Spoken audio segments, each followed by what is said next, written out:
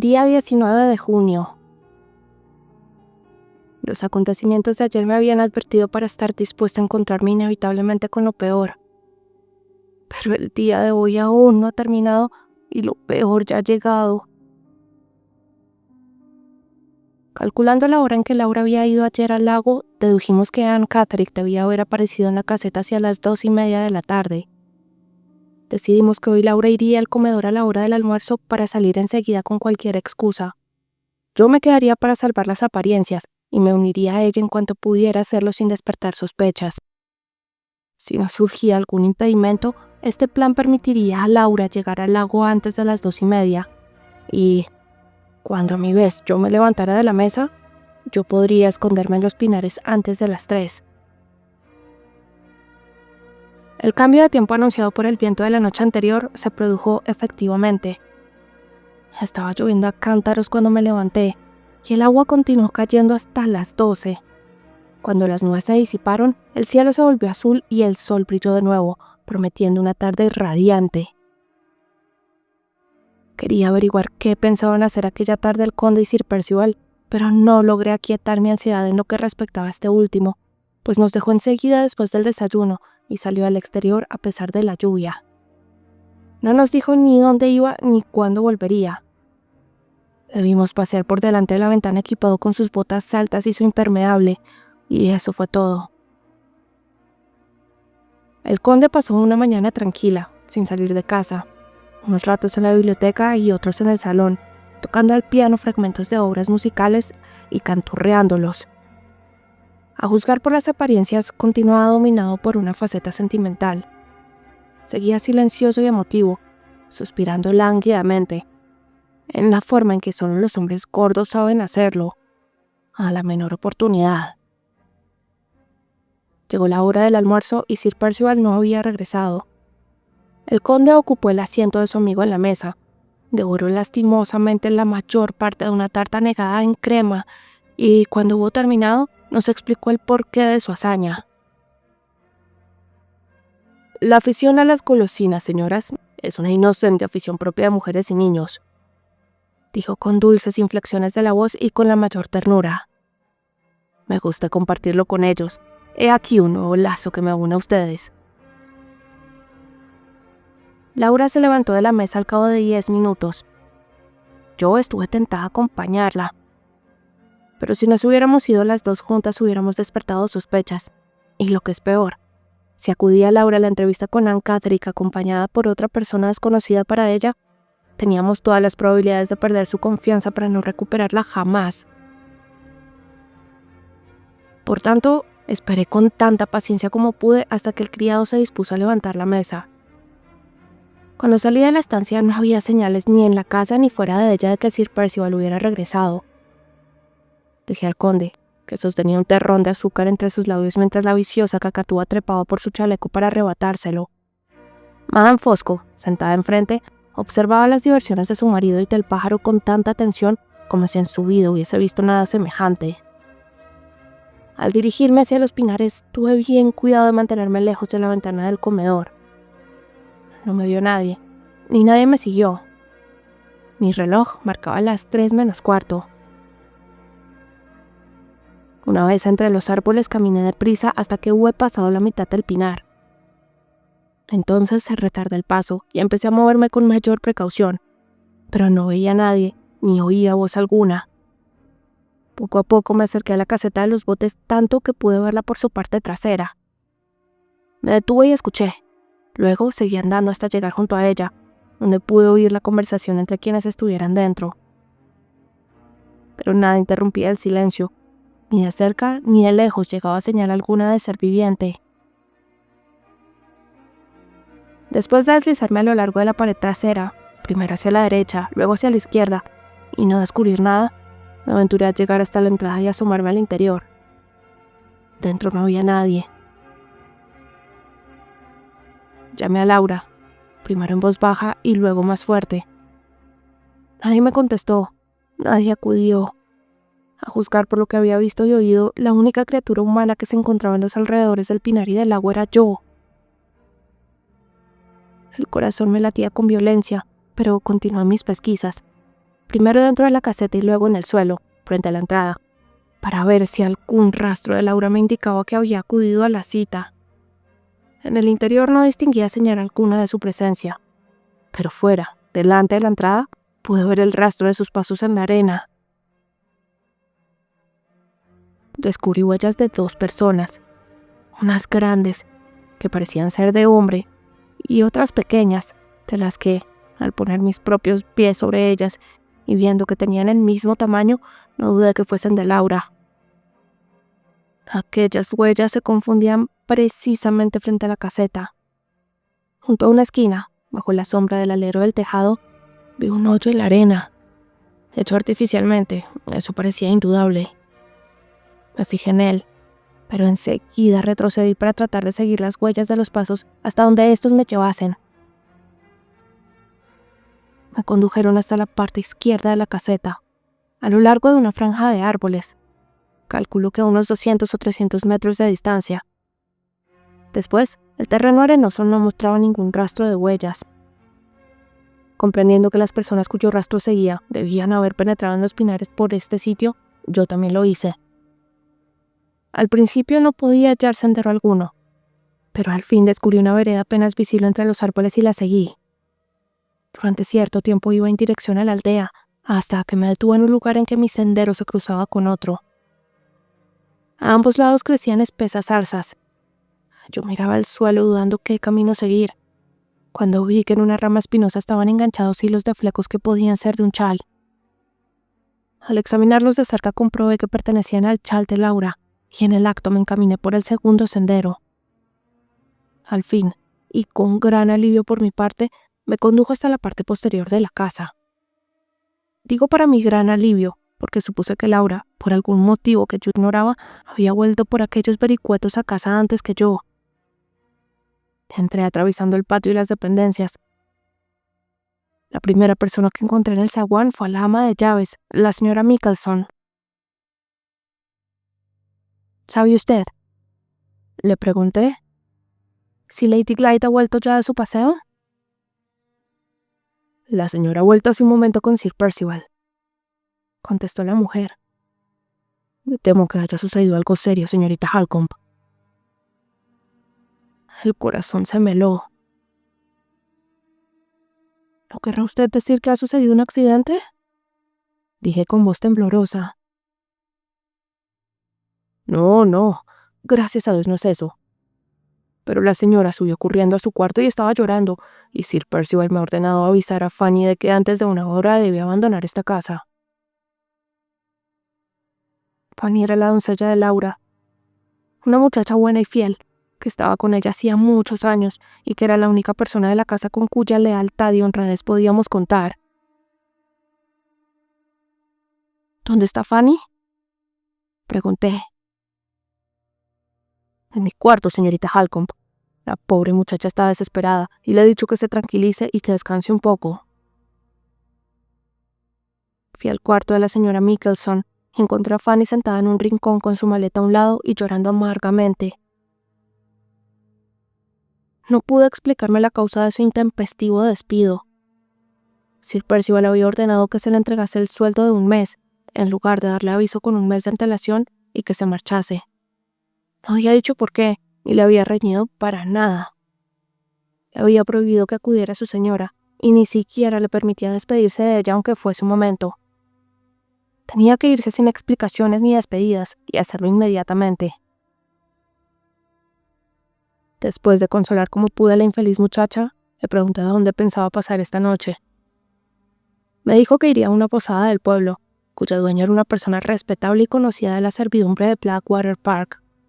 A la mañana siguiente se levantaría muy temprano y se iría a Cumberland, sin detenerse en Londres, donde no conocía un alma. Enseguida vislumbré que el viaje de Fanny nos ofrecía un medio seguro para comunicarnos con Limbridge y con Londres, lo que podía ser de gran provecho para nosotras. Así pues, le dije que durante la tarde su señora o yo procuraríamos comunicarnos con ella y que podía estar segura de que haríamos todo lo posible por ayudarla, aunque ahora tuviese que resignarse e irse. Diciendo estas palabras nos estrechamos la mano y me fui arriba. La puerta que conducía al cuarto de Laura desde el pasillo daba previamente a una antesala. Cuando intenté abrirla, estaba cerrada con llave por dentro. Llamé, y abrió la puerta la misma criada gorda y grandota cuya completa estupidez tanto me impacientó el día que encontré el perro herido.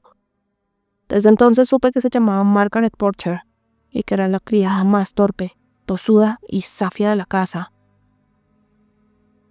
Al abrirme la puerta di un paso hacia adelante y se quedó en el umbral con una sonrisa helada en los labios y sin decir palabra.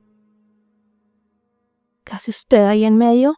¿No ve que quiero entrar?, le dije. ¡Ja! Pero es que usted no puede entrar, me contestó sonriendo aún más. ¿Cómo se atreve a hablarme así? Quítese de en medio inmediatamente. Extendió sus brazos, indicando con sus manos rojas y gordas que el camino me estaba cerrado, y lentamente inclinó su cabeza de alcornoque. Son órdenes del amo, me dijo y volvió a inclinar la cabeza. Hice uso de toda mi capacidad de dominarme para evitar discutir con ella, dándome cuenta de que era su señora quien tenía que dirigirme. Le volví la espalda y bajé al salón para buscarle. A pesar de mis propósitos de soportar las impertinencias de Sir Percival, por mucho que tuviera que sufrir, he de confesar, para vergüenza mía, que se me olvidaron por completo en aquellos instantes. Pero me alivió mucho, después de todo lo que había sufrido y aguantado en esta casa, dejar que me llevase mi indignación. El salón y el comedor se hallaban vacíos, pero fui a la biblioteca y allí encontré a Sir Percival, al conde y a Madame Fosco. Los tres estaban de pie formando un grupo muy apretado, y Sir Percival tenía un trozo de papel en la mano. Al abrirse la puerta oí que el conde le decía: «No, 1000 veces no». Me acerqué a Sir Percival y le miré a la cara.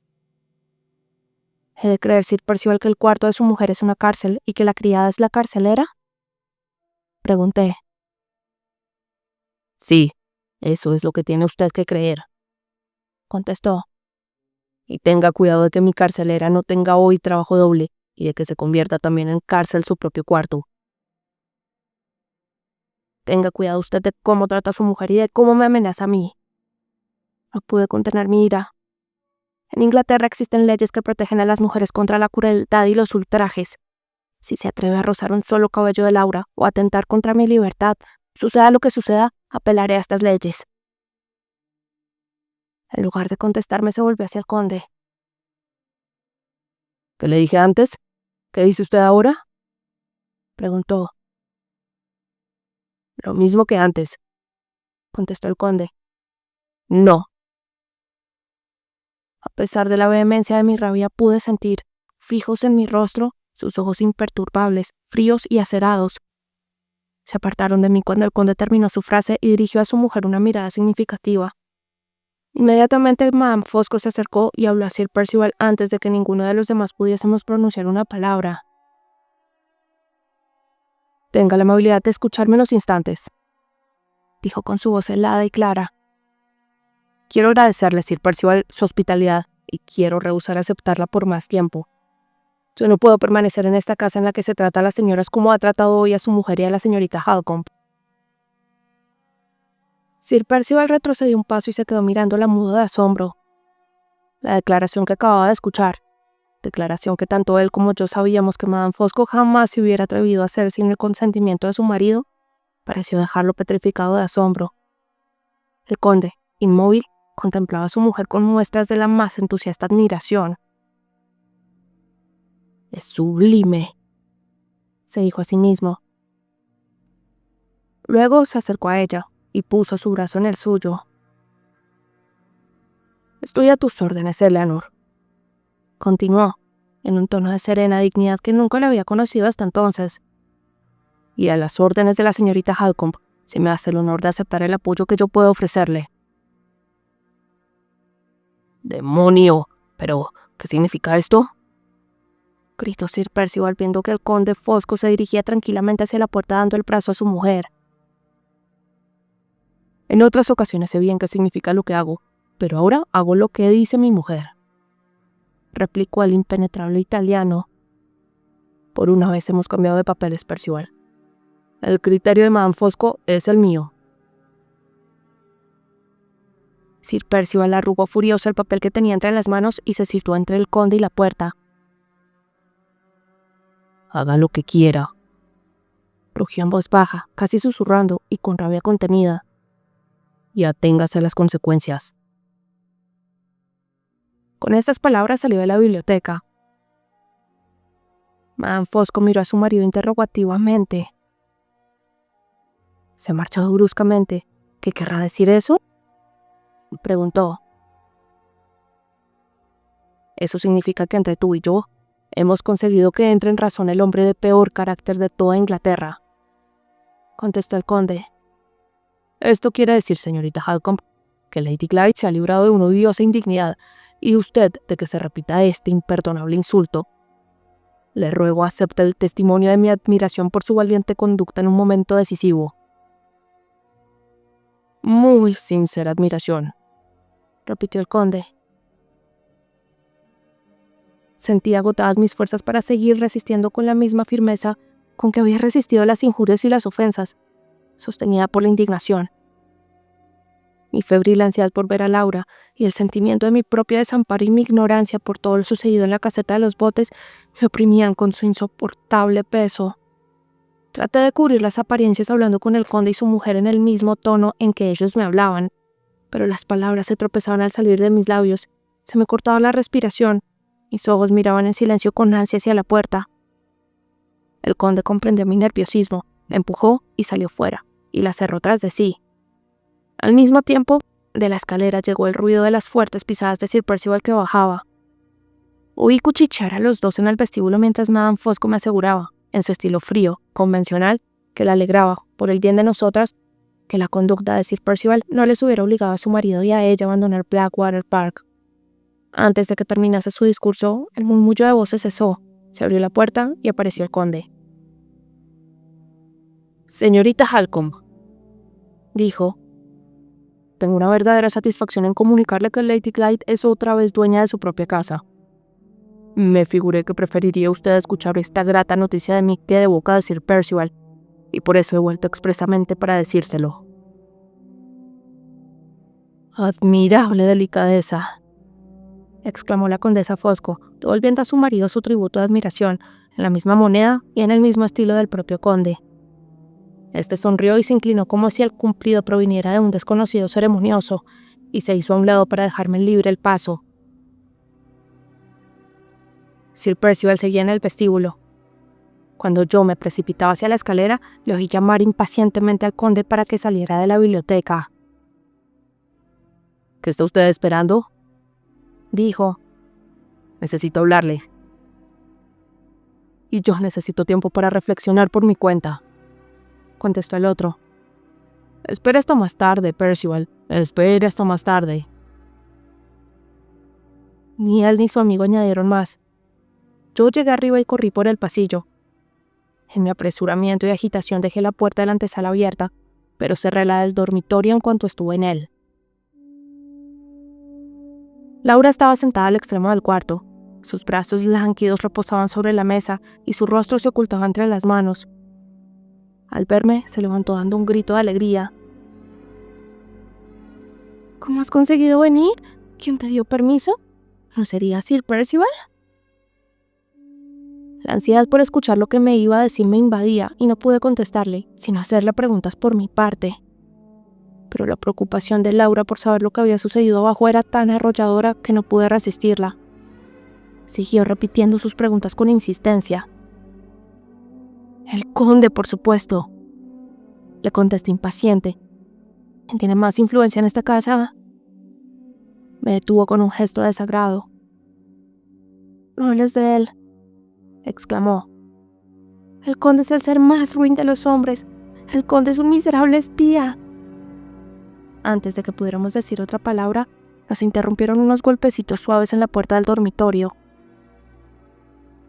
Yo no me había sentado aún y me adelanté para ver quién era. Cuando abrí, me encontré con Madame Fosco, que traía mi pañuelo en la mano. «Le ha caído abajo, señorita Halcombe», dijo, y pensé que, puesto que iba a mi cuarto, podía traérselo yo misma.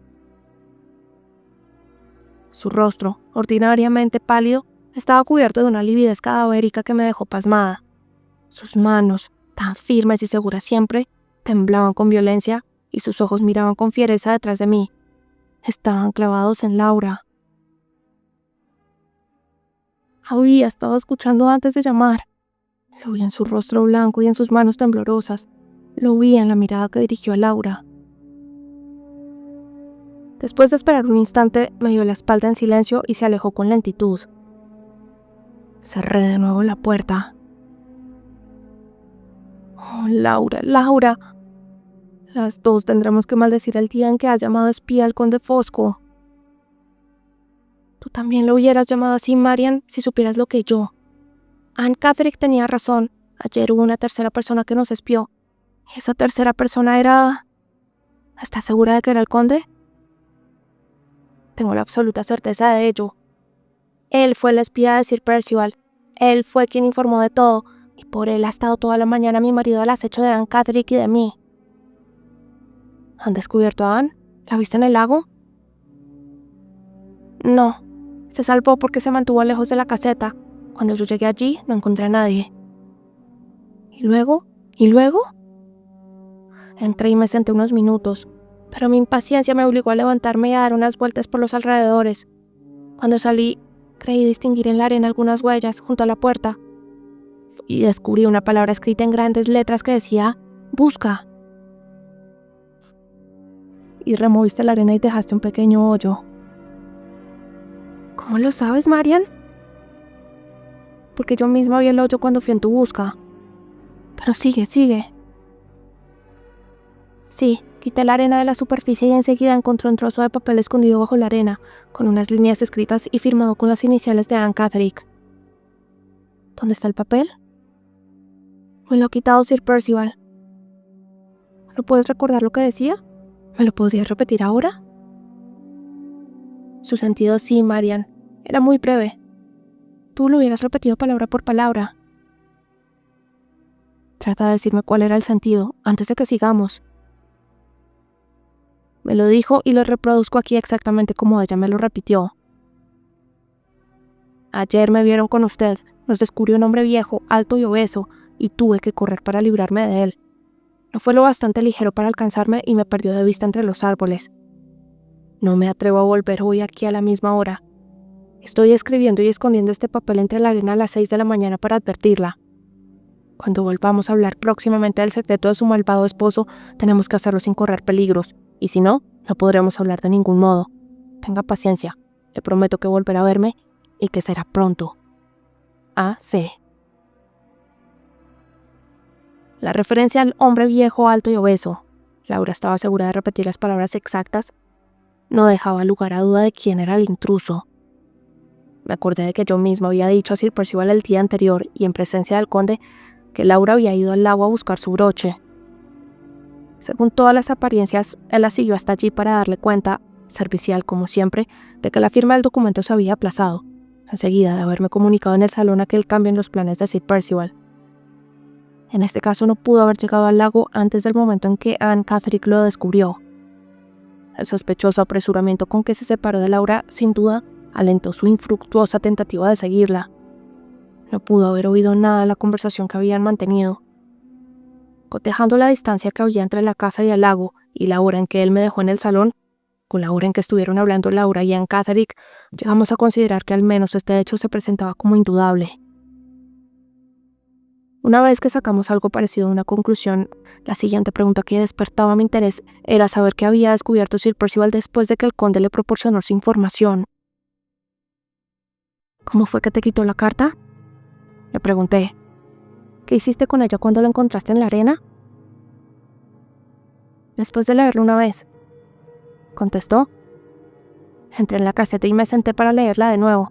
Cuando lo estaba haciendo, una sombra se proyectó sobre el papel. Levanté la cabeza y vi a Sir Percival que me observaba desde la puerta. ¿Trataste de esconderla? Sí, pero él me detuvo. No necesitas molestarte en esconderla, dijo. He tenido la ocasión de leerla. Yo no pude hacer más que mirarla aterrada sin decir una palabra. ¿Comprendes?, continuó. La he leído, la saqué de entre la arena hace 2 horas y volví a esconderla escribiendo encima la misma palabra que ella había escrito para dejártela bien a mano. Ahora no puedes salirme con mentiras.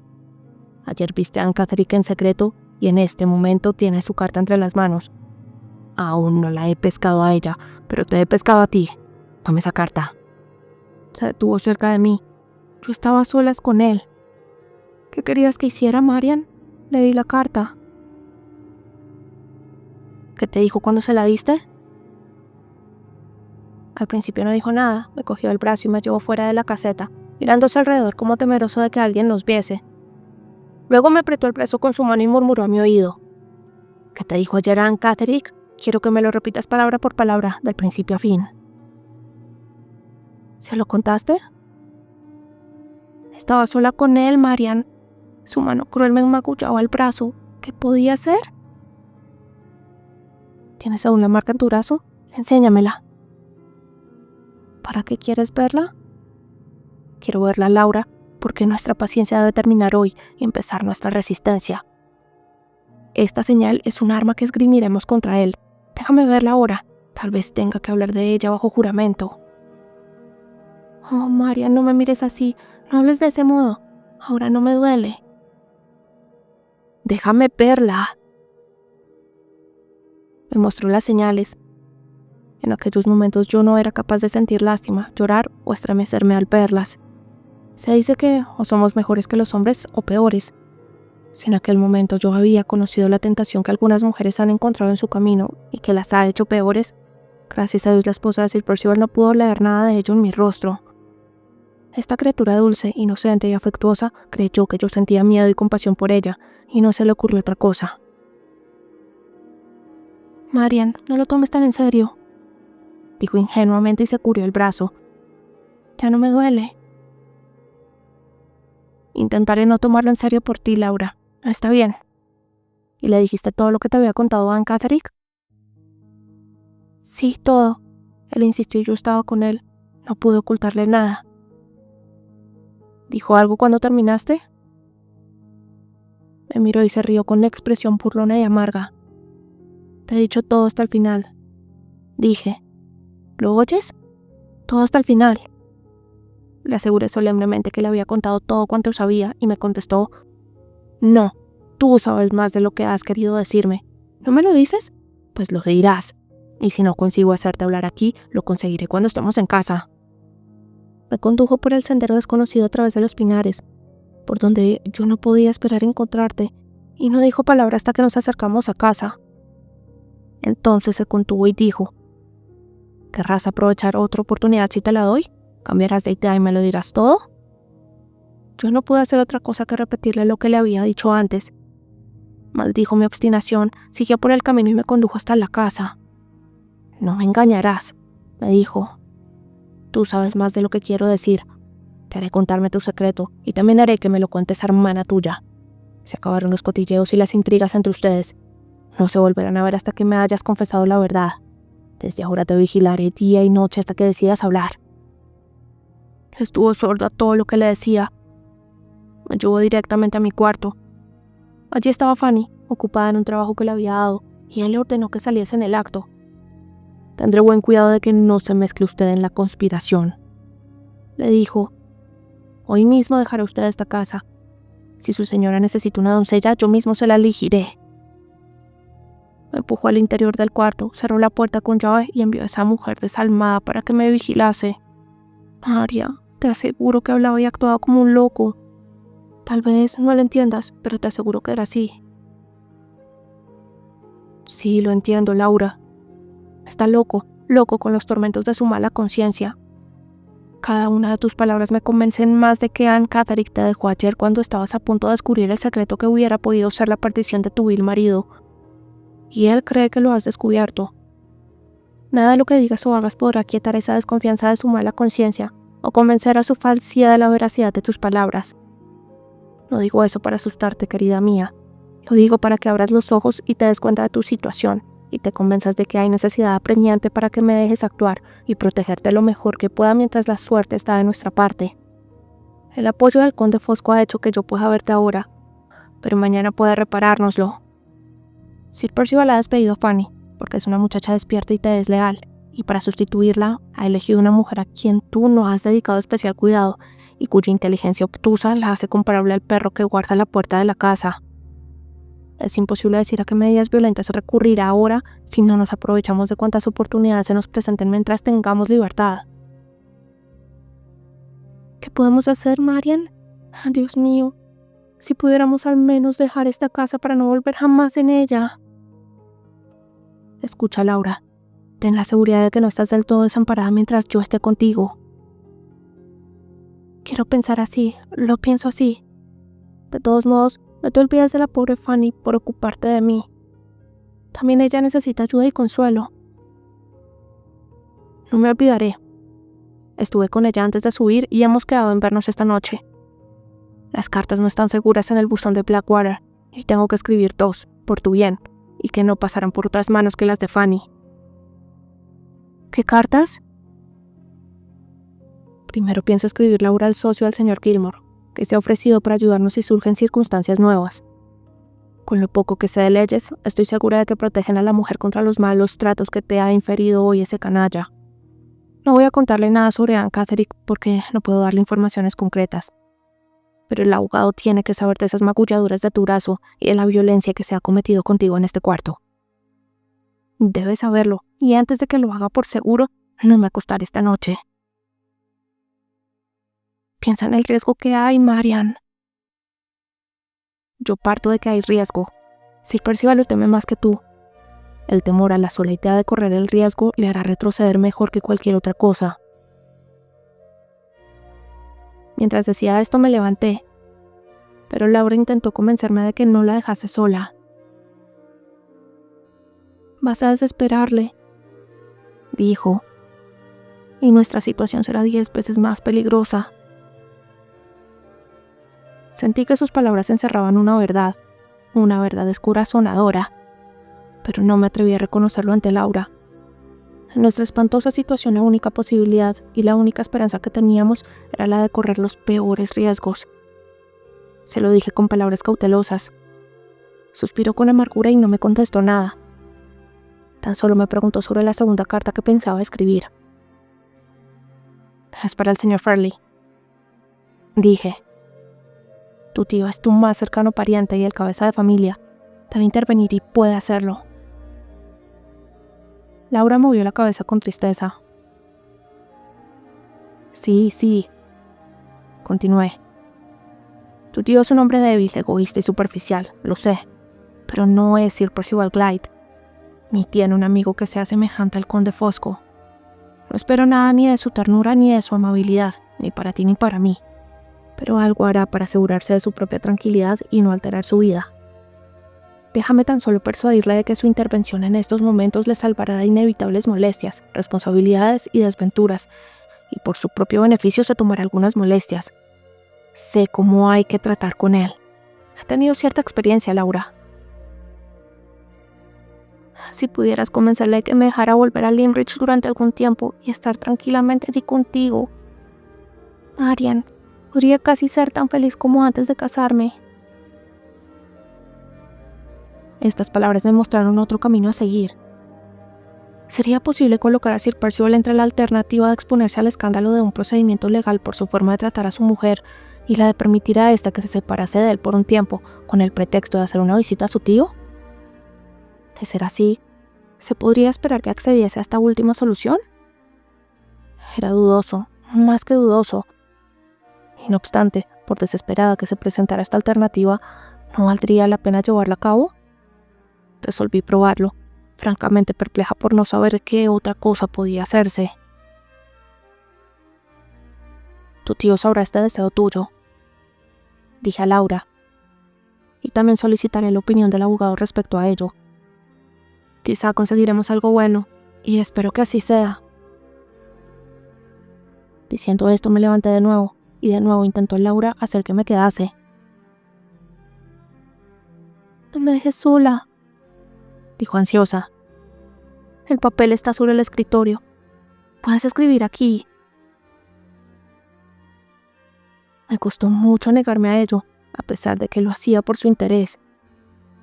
pero ya habíamos estado demasiado tiempo a solas. La única probabilidad que teníamos de que nos dejasen volver a reunirnos era el no despertar nuevas sospechas. Ya era hora de que yo me dejase ver, serena y firme ante los bellacos que en aquel mismo instante estarían abajo hablando de nosotras y pensando en lo que haríamos. Expliqué a Laura esta miserable necesidad de actuar así y le hice comprenderla y reconocerla. Volveré enseguida, le dije, dentro de 1 hora o incluso antes. Lo peor de este día ha pasado ya. Estate tranquila y no temas nada. ¿Está la llave en la cerradura, Marian? ¿Puedo cerrar la puerta por dentro? Sí, aquí está la llave. Cierra la puerta y no abras a nadie hasta que yo vuelva.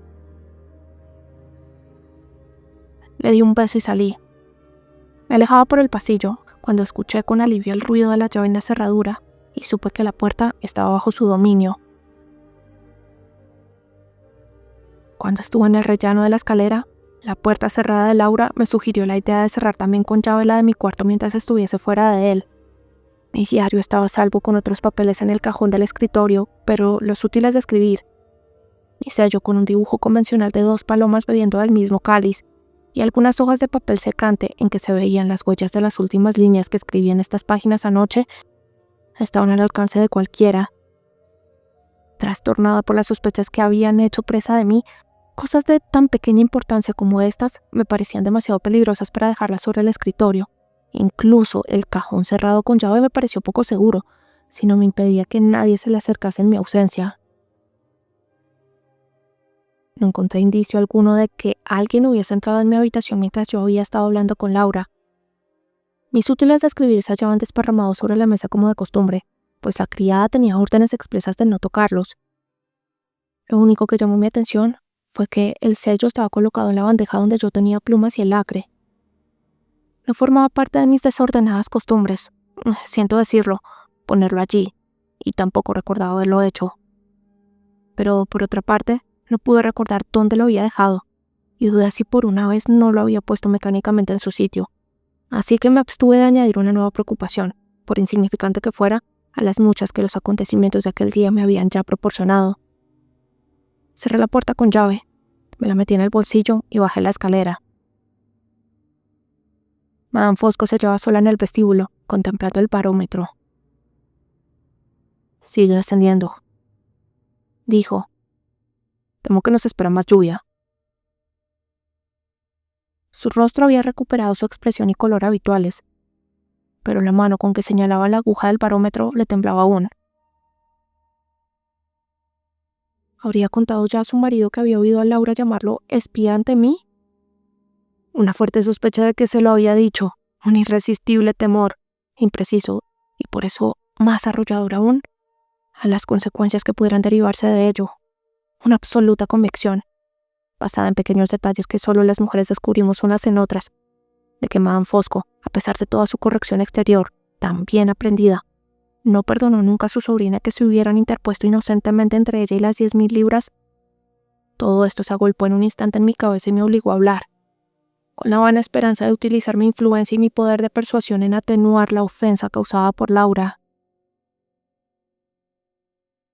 ¿Podré esperar de su bondad, Madame Fosco, que me perdone si le hablo de un tema extremadamente penoso? Cruzó las manos e inclinó con solemnidad la cabeza sin decir palabra y sin separar un instante sus ojos de los míos. Cuando usted tuvo la amabilidad de llevarme el pañuelo, continué.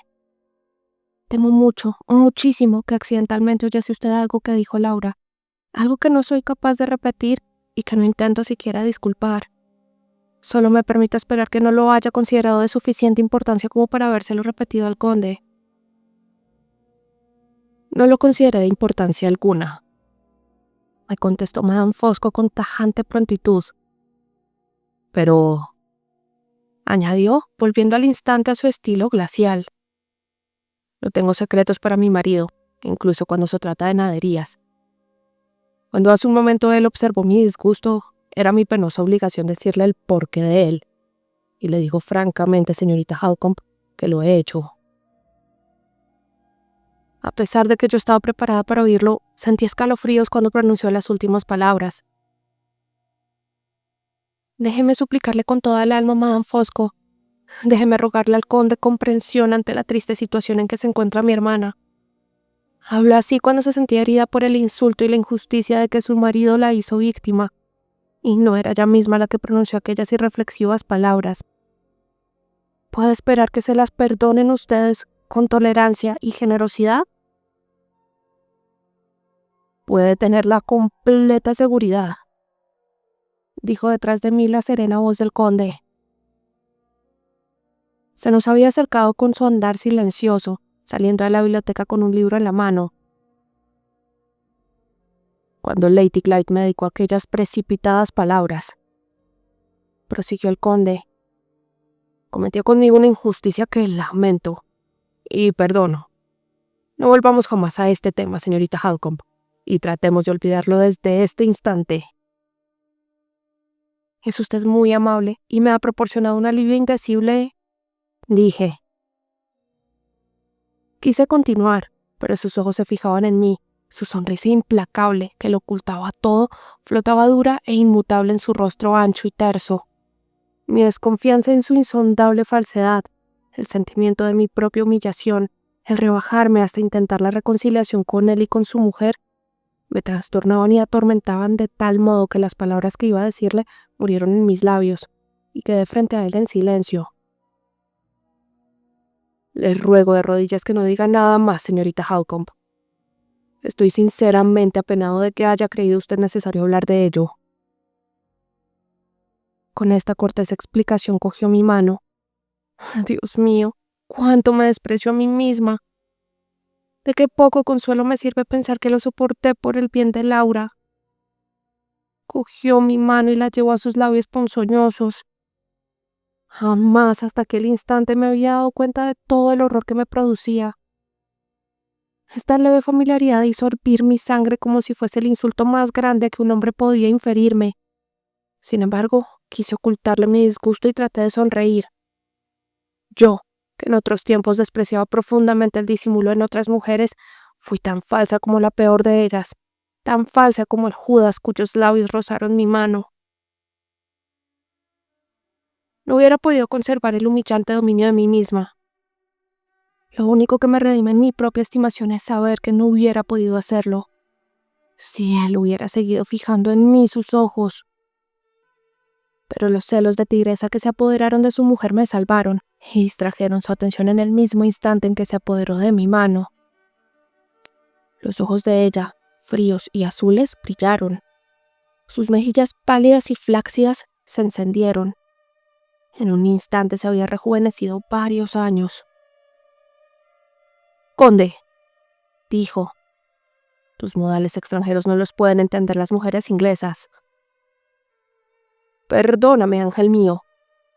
Los entiende la mejor y más querida de todas las inglesas del mundo».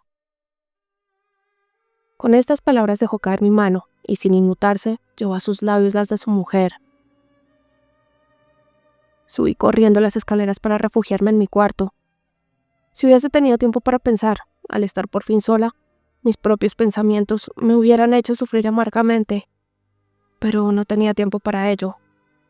Afortunadamente pude conservar mi serenidad y mi valor, pues no había tiempo más que para actuar.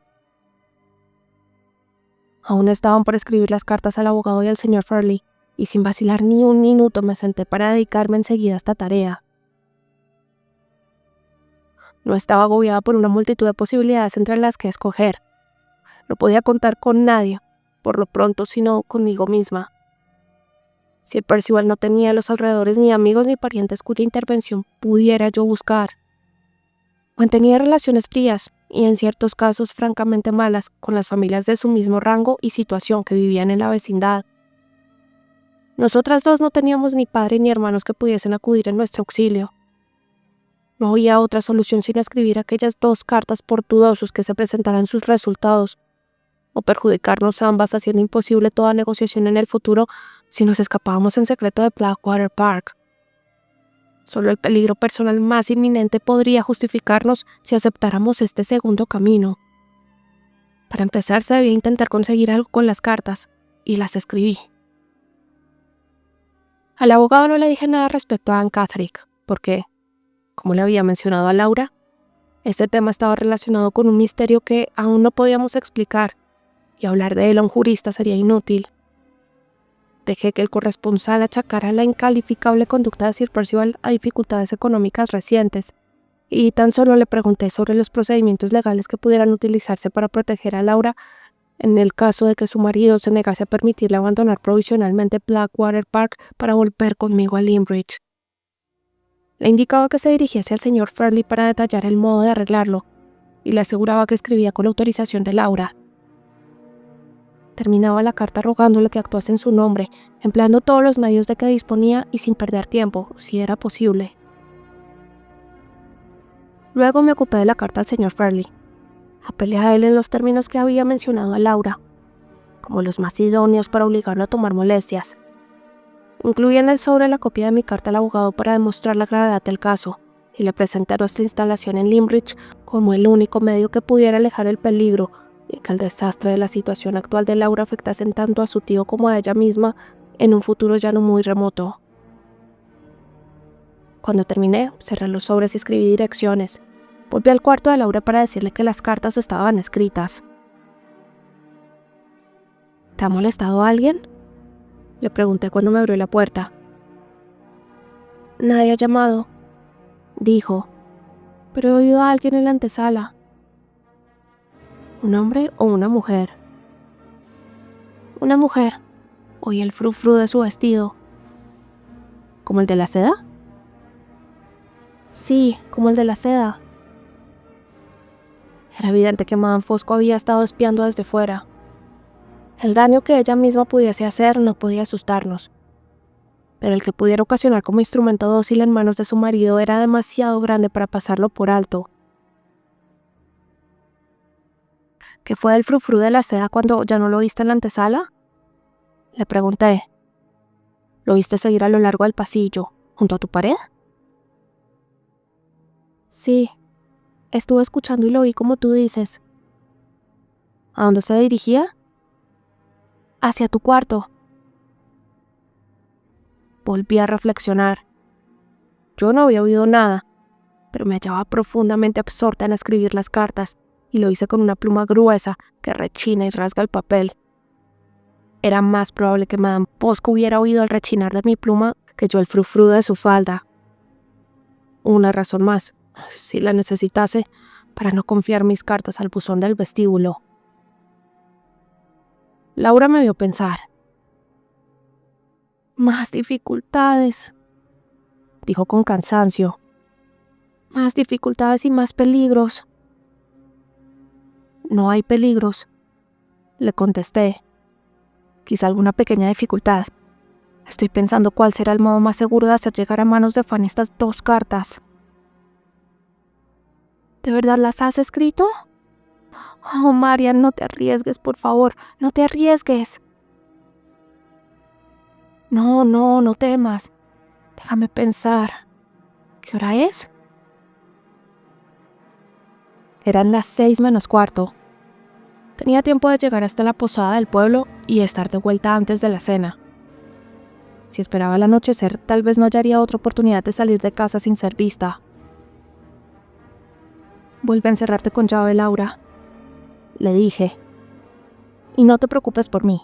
Si oyes que alguien pregunta por mí, contesta sin abrir la puerta que me he ido a dar un paseo. ¿Cuándo volverás? Volveré sin falta antes de la cena. Ten valor, querida mía. Mañana a estas horas habrá un hombre leal e inteligente que estará actuando a tu favor. El socio del señor Gilmore es nuestro mejor amigo después del propio señor Gilmore. Cuando estuve sola, después de reflexionar un instante, decidí que sería mejor que no me viesen vestida para salir, hasta enterarme de lo que sucedía en la planta baja de la casa. No estaba segura de si Sir Percival había salido o no. Los gorjeos de los canarios en la biblioteca y el olor de humo de tabaco que salía por la puerta entornada me señalaron con toda certeza dónde estaba el conde.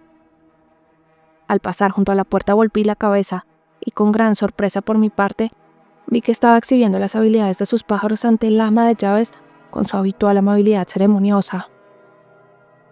Tenía que haberle invitado expresamente para verlos, pues jamás ella hubiera pensado ir a la biblioteca por su propia iniciativa.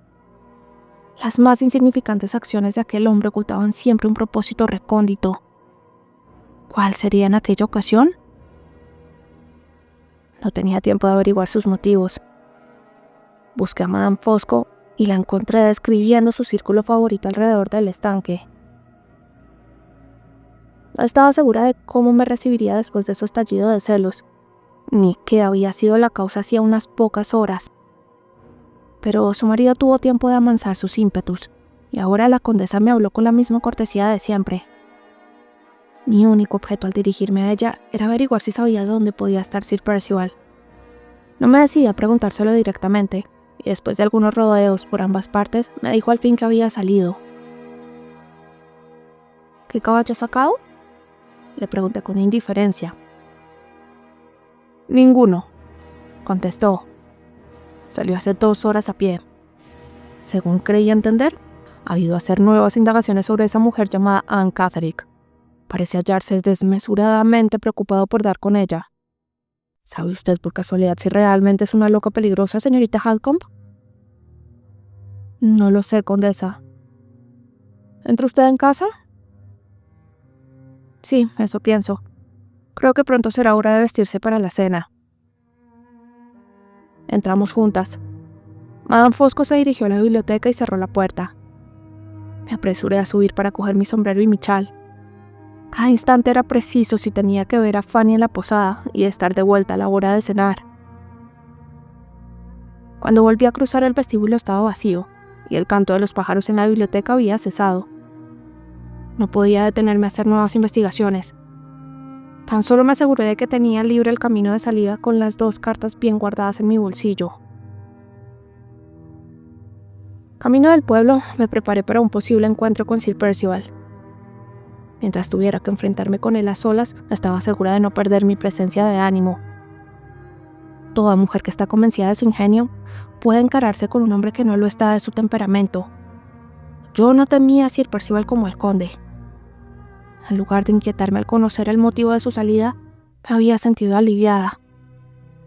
Si seguir la pista de Anne Catterick continuaba siendo su máxima preocupación, Laura y yo podíamos esperar que atenuara algo su persistente acoso sobre nosotras. Por nuestro propio bien, así como por el de Anne, yo deseaba y pedía fervorosamente que ella consiguiese escaparse también esta vez.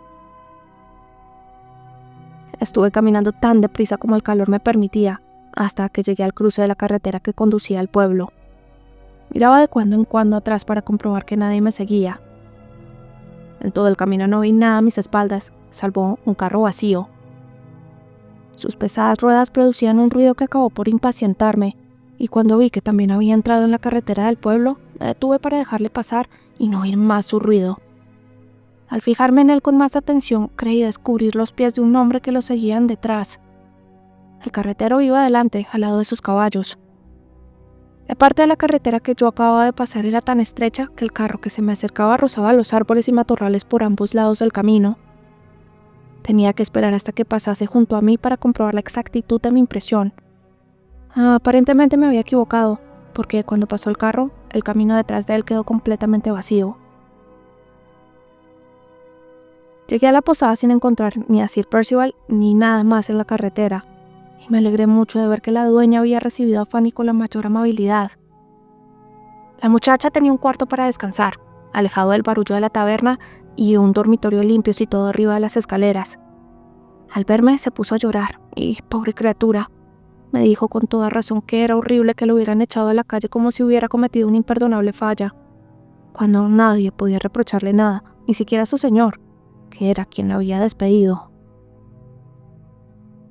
Fanny, no pienses en ello, le dije. Tu señora y yo seguimos siendo tus amigas y nos preocuparemos de que no te falte nada. Ahora escúchame. Dispongo de muy poco tiempo y quiero poner en tus manos un asunto muy confidencial. Deseo que te hagas cargo de estas 2 cartas. Una de ellas, que tiene sello, tienes que echarle al correo en cuanto llegues a Londres mañana. La otra, dirigida al señor Farley, tienes que entregársela tú en cuanto llegues a casa. Guarda bien las 2 cartas y no las confíes a nadie. Son de la mayor importancia para tu señora. Fanny guardó las cartas en su corsé. De aquí no saldrán, señorita, me dijo, hasta que yo haga lo que usted me ordena. Procura llegar con tiempo a la estación mañana. Continué. Cuando veas a la ama de llaves de Linkridge, dale mis recuerdos y dile que hasta que Lady Clyde pueda restituirte en tu puesto estarás a mi servicio. Quizá volvamos a vernos antes de lo que crees.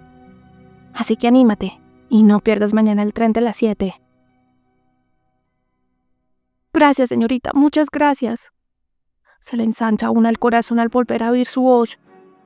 Por favor, dígale a la señora adiós de mi parte y que le he procurado dejar todas las cosas en orden. Señora de mi alma, ¿quién la vestirá esta noche para la cena? Se me parte el corazón, señorita, cuando pienso en ello. Al volver a casa me quedaba solo un cuarto de hora para arreglarme y para decirle a Laura 2 palabras antes de bajar al comedor. Las cartas están en manos de Fanny. Le susurré desde la puerta. ¿Piensas reunirte con nosotros en el comedor? No, por nada del mundo. ¿Ha sucedido algo? ¿Te ha molestado alguien? Sí, ahora mismo, Sir Percival. ¿Entró? No, me asustó cuando dio un puñetazo en la puerta desde fuera. ¿Quién es? Pregunté. Ya lo sabes, me contestó. ¿Has cambiado de idea y vas a contarme todo hasta el final? Debes hacerlo. Antes o después conseguiré que me lo digas. Tú sabes dónde está ahora Anne Catterick. De verdad, le dije. Que no lo sé. Lo sabes, gritó él. Voy a acabar con tu obstinación. Recuérdalo. Haré que me lo digas todo. Se marchó con estas palabras. Se marchó, Marian, hace apenas 5 minutos. No había encontrado a Anne. Por esta noche estábamos a salvo. Él no la había encontrado todavía. ¿Te vas abajo, Marian? Luego sube. Sí, pero no te preocupes si me retraso un poco. Tengo que tener cuidado de no ofender a nadie y no dejarlos demasiado pronto. La campana sonó anunciando que la cena estaba servida y me apresuré a bajar. Sir Percival acompañaba al comedor a Madame Fosco y el conde Fosco me ofreció su brazo. Estaba jadeante, pero tenía el rostro congestionado y no se había vestido con el esmero y perfección de costumbre. También él había estado fuera antes de cenar y tuvo que darse prisa para no llegar tarde.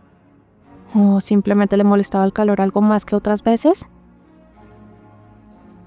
Sea como fuere, me di perfecta cuenta de que se hallaba profundamente preocupado por algún problema o disgusto secreto, y que, a pesar de toda su capacidad de disimulo, le era imposible ocultarlo del todo. Durante toda la cena se mantuvo casi tan silencioso como Sir Percival, y de vez en cuando dirigía a su mujer miradas furtivas y llenas de angustia, lo cual es algo totalmente nuevo en él. La única obligación social que estuvo en condiciones de observar con suficiente dominio de sí mismo fue la de tratarla con persistente cortesía y atención. Seguía sin poder descubrir qué nueva vileza estaba tramando, pero fuera cual fuese su designio, su inevitable cortesía hacia mí, su invariable humildad hacia Laura y su invariable indiferencia, a toda costa, ante los violentos ímpetus de Sir Percival, habían sido siempre los medios que utilizaba resuelta e impenetrablemente para conseguir sus propósitos, desde el mismo instante en que puso sus pies en esta casa. Yo lo sospeché desde el día en que intercedió a nuestro favor durante la reunión en la biblioteca, y ahora tengo la absoluta certeza de ello. Cuando Madame Fosco y yo nos levantamos de la mesa, el conde lo hizo también para acompañarnos al salón. ¿Por qué se marcha usted?, preguntó Sir Percival. Me refiero a usted, Fosco. Lo hago porque he acabado mi cena y he bebido mi vino, contestó el conde. Percival, tenga la amabilidad de disculpar mis costumbres extranjeras cuando acompaño a las damas después de comer, como se hace para sentarse a la mesa. Disparates. Un vaso más de clarete no le hará daño. Siéntese de nuevo como un inglés. Quiero charlar con usted media hora en paz, mientras nos tomamos nuestras copas. Con gusto charlaré con usted, Percival, pero no ahora, ni tomando copas. Luego, más tarde. Si le parece, más tarde. Muy correcto. Un comportamiento muy correcto con un hombre en cuya casa está. Por mi alma que es muy correcto, contestó Sir Percival con fiereza. Más de una vez durante la cena le había visto buscar con inquietud la mirada del conde y había observado que éste evitaba cuidadosamente encontrarse con sus ojos. Esta circunstancia, unida al insistente deseo del anfitrión de charlar en paz tomando un poco de vino y la obstinada decisión del huésped de no volver a la mesa, me recordó el ruego que Sir Percival dirigió aquella mañana a su amigo, pidiéndole en vano salir de la biblioteca para hablar con él. El conde se negó a conceder esta entrevista en privado cuando se la solicitó por la mañana, y ahora se negaba otra vez a ello, al habérsela solicitado por segunda vez en el comedor. Fuese cual fuese el tema que necesitaba tratar, obviamente era importante a los ojos de Sir Percival, y quizá, a juzgar por su excelente afán de rehuirlo, también peligroso a los del conde. Estas reflexiones se me ocurrieron mientras pasábamos del comedor al salón. El airado comentario de Sir Percival ante la negativa de su amigo no había hecho a éste el menor efecto. El conde se obstinó en acompañarnos hasta la mesita de té. Esperó 1 minuto o 2, salió del vestíbulo y regresó con el buzón en las manos. Eran las 8, la hora en que todos los días se recogía la correspondencia en Blackwater Park. ¿Tiene usted alguna carta para el correo, señorita Halcombe?, dijo acercándose a mí y presentándome la caja. Vi que Madame Fosco, que estaba preparando el té, se detenía con las tenacillas de azúcar en la mano para escuchar mi respuesta. No, conde, gracias. Hoy no tengo cartas. Entregó el buzón al criado que estaba en el salón. Se sentó al piano y se puso a tocar un fragmento de la popular tonada italiana La mía Carolina, que repitió 2 veces. Su mujer, que habitualmente manifestaba en todas sus acciones la mayor deliberación, preparó el té con tanta rapidez como lo hubiera podido hacer yo misma. Terminó en 2 minutos su taza y se escabulló tranquilamente de la estancia. Me levanté para seguir su ejemplo, en parte porque sospechaba que pudiera jugarle una mala pasada a Laura y en parte porque estaba resuelta a no quedar a solas con su marido. Antes de que pudiese llegar a la puerta, el conde me detuvo para pedirme una taza de té. Se la serví y otra vez volvió a detenerme. En esta ocasión se dirigió al piano para pedir mi opinión sobre una cuestión musical que, según decía, concernía al honor de su patria. En vano alegué mi total ignorancia de la música y mi absoluta falta de criterio en esta materia. Él, sin hacerme caso, insistió con una vehemencia que hizo inútiles todos mis intentos de protestar. Me declaró con indignación que los ingleses y los alemanes estaban siempre despreciando a los italianos por la incapacidad de cultivar los géneros supremos de la música. Estábamos continuamente hablando de nuestros oratorios y los alemanes de sus sinfonías. ¿Es que tanto unos como otros habíamos olvidado a su inmortal amigo y compatriota Rossini? ¿Qué era Moisés en Egipto, sino un sublime oratorio que se representaba en el escenario en lugar de estar fríamente cantado en un salón de conciertos? ¿Qué era la obertura de Guillermo Tell, sino una sinfonía bautizada con otro nombre? ¿Había oído yo Moisés en Egipto? Querría prestarle atención mientras tocaba esto y esto, y esto, y decirle si existía algo más sublime, más elevado y más grandioso compuesto por un hombre mortal. Y sin esperar una palabra mía que le diese la razón o se la negase, y sin apartar de mi rostro su mirada dura, empezó a golpear las teclas con todas sus fuerzas, a la vez que cantaba con un entusiasmo estruendoso y soberbio. Tan solo se interrumpía de vez en cuando para anunciarme los títulos de las diferentes piezas. El coro de los egipcios, de la plaga de la oscuridad, señorita Halcombe. Recitativo de Moisés con las tablas de la ley. Oración de los israelitas en el paso del Mar Rojo. Vaya, vaya, no diga que esto no es sublime, no diga que no es grandioso. El piano temblaba bajo sus potentes manos y las tazas de té tintineaban sobre la mesa, mientras su profunda voz debajo daba las notas y sus pies pesados marcaban el compás en el suelo. Había algo horrible, algo feroz y diabólico en esta explosión de gozo al que estaba tocando y cantando, en la expresión de triunfo con que observaba el efecto que me producía, mientras yo retrocedía subrepticiamente hacia la puerta. Al final me vi liberada no por mi propio esfuerzo, sino por la aparición de Sir Percival. Abrió la puerta del comedor para preguntar furioso qué significaba aquel ruido infernal. El conde se levantó instantáneamente del piano. Cuando viene Percival, dijo. La armonía y la melodía se acaban. La musa de la música, señorita Halcombe, nos abandona desolada, y yo, el corte y viejo trovador, exhalaré el resto de mi entusiasmo al aire. Con pasos majestuosos se dirigió a la galería, y en el jardín remató sotto voce el recitativo de Moisés. Oí que Sir Percival le llamaba desde la ventana del comedor, pero no le hizo caso. Parecía estar decidido a no acudir. Aquella charla apacible, tanto tiempo deseada, debía aplazarse una vez más. Debía esperar a que el conde expresara su beneplácito absoluto. El conde me había entretenido en el salón casi media hora desde que su mujer salió. ¿Dónde había ido Madame Fosco? ¿Y qué habría hecho en todo este tiempo? Subí enseguida para asegurarme de ello, pero no descubrí nada, y cuando pregunté a Laura, me dijo que no había oído ruido alguno. Nadie la había molestado. No se escuchó el menor crujido de traje de seda, ni en el pasillo, ni en la antesala. Eran entonces las 9:20. Después de haber ido a mi cuarto para buscar mi cuaderno, volví al dormitorio de Laura y me senté a su lado y me puse a escribir, parándome de cuando en cuando para charlar con ella. Nadie nos interrumpió y nada sucedió. Estuvimos juntas hasta las 10.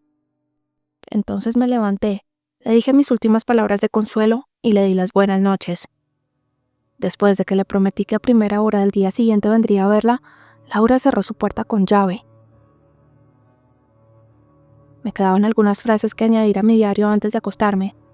Después de despedirme de Laura, cuando me dirigí al salón por última vez en aquel día fatigoso, resolví simplemente entrar, disculparme y subir a acostarme una hora antes que de costumbre. Sir Percival, el conde y su mujer estaban juntos en el salón. Sir Percival bostezaba en una butaca, el conde leía y Madame Fosco se abanicaba. Por extraño que parezca, ahora era ella quien tenía las mejillas coloradas. Ella, que jamás sentía el calor, estaba evidentemente sufriendo de él aquella noche. Condesa, me temo que usted no se encuentra tan bien como siempre, le dije. Es exactamente lo mismo que yo iba a decirle a usted. La encuentro muy pálida, querida, me contestó. Querida. Era la primera vez que se dirigía a mí con esta familiaridad. Al mismo tiempo que pronunciaba estas palabras, había en su rostro una sonrisa insolente. Tengo una jaqueca horrible de las que a veces padezco, le contesté con frialdad. ¿Sí? Supongo que es por falta de ejercicio. Le hubiera venido bien dar un paseo antes de cenar. Mencionó el paseo con extraño énfasis. ¿Me habría visto salir? No importaba si lo había hecho. Las cartas estaban a salvo, en manos de Fanny. Fosco, vamos a fumar un cigarrillo, dijo Sir Percival, levantándose y dirigiendo a su amigo otra de sus inquietas miradas. Encantado, Percival. Cuando las señoras se vayan a acostar, replicó el conde. Perdóneme, condesa, si doy el ejemplo en retirarme, dije. Para un dolor de cabeza como el mío, el único remedio es irse a la cama. Me despedí. Cuando estreché la mano de aquella mujer, había en su rostro la misma insolente sonrisa.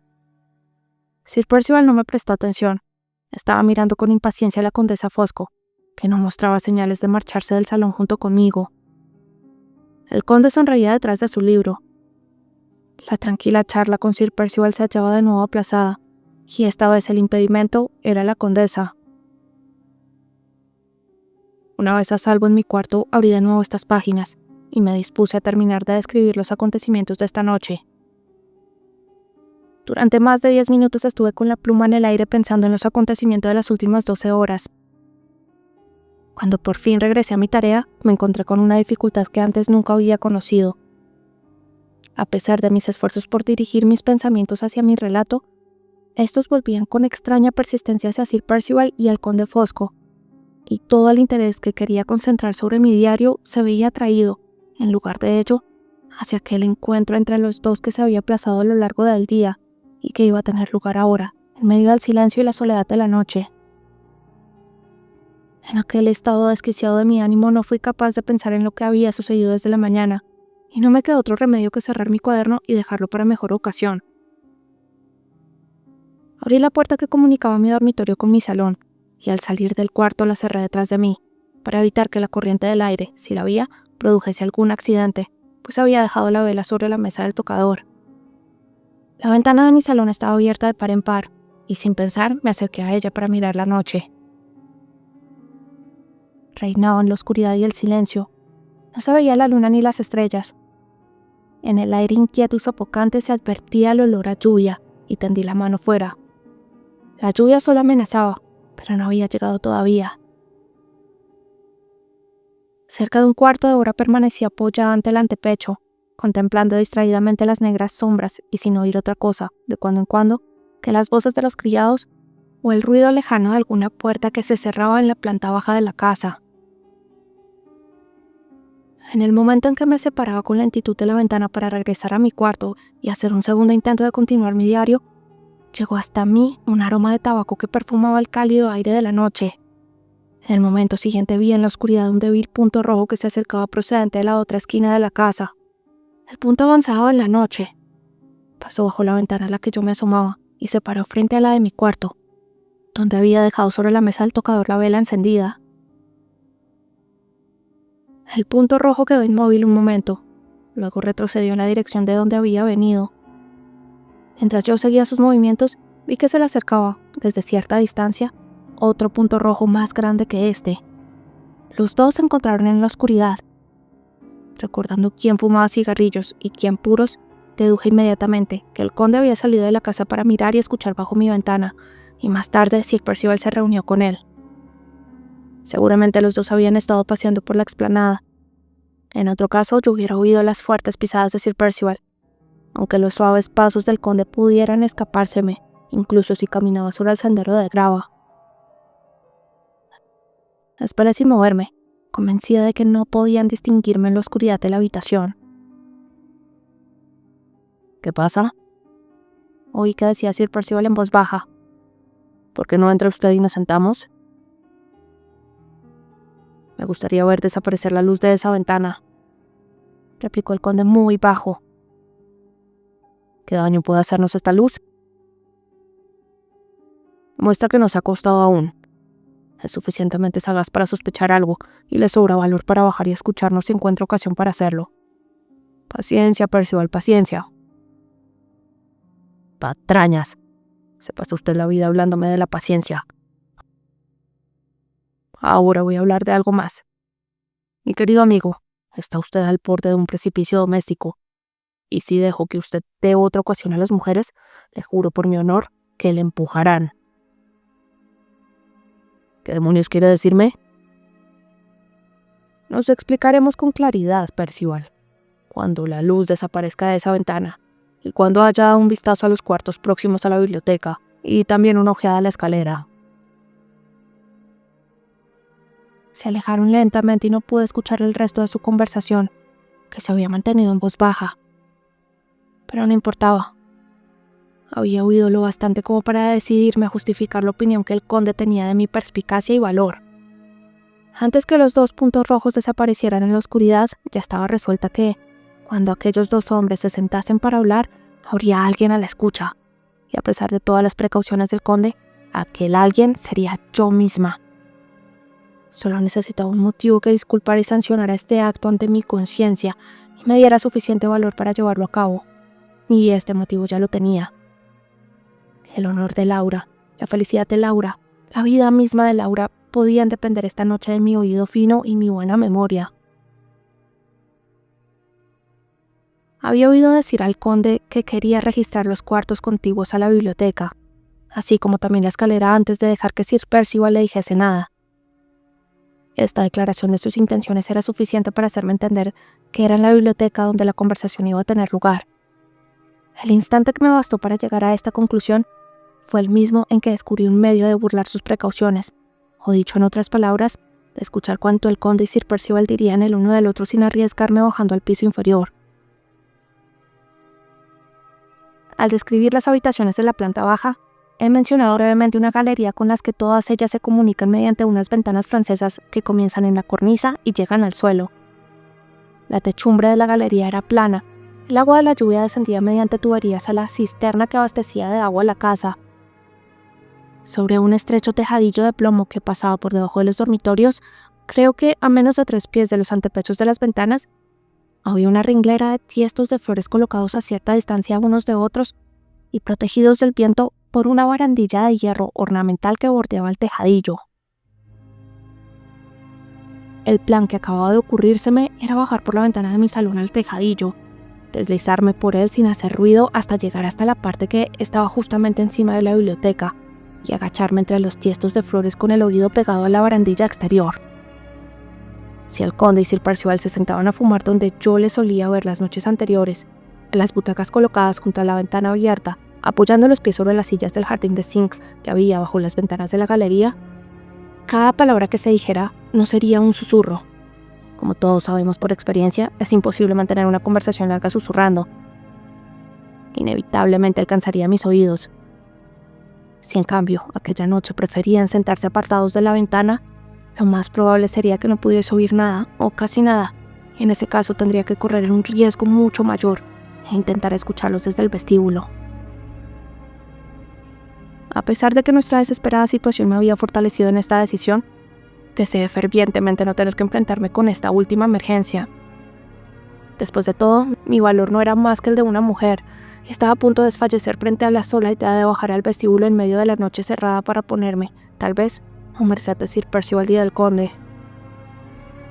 Volví sin hacer ruido a mi dormitorio para empezar con el proyecto menos arriesgado, descendiendo al techo de la galería.